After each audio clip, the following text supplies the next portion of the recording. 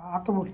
सखींनो, गोट मारायचं माझं एवढंच दाखवायचं एवढाच हेतू आहे का आपण ज्या वेळेस गोट मारतो ना तर आपण शिलाई करताना आपण 3 वर घेतो शिलाई करताना आणि गोटवर मारताना आपण 4 वर शिलाई घ्यायची नाही तर 5 वर. कारण आहे ना धागा तुटतो इथं समोर.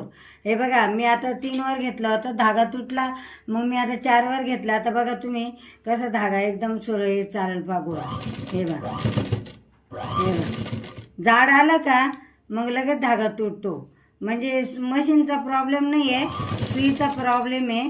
आपण नंबर वाढवतो ना, हे बघा इकडं हे दाखव, हे बघा इकडं नंबर इथं दिलेलं आहे, इथं इथं नंबर द्यायले आपण. हे बघा 1 2 3 या नंबरावारी 3. मी आता सध्या घेतलेलं आहे 2 वर, तर मी आता घेते 3 वर. हे बघा आता मी 3 वर घेतलेला आहे. हे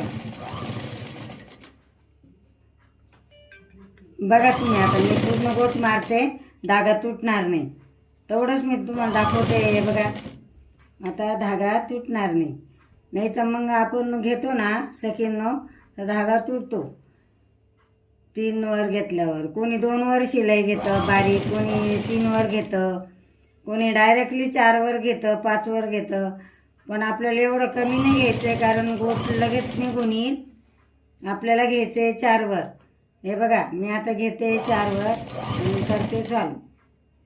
हे पहा आता माझी धागा तुटत नाही.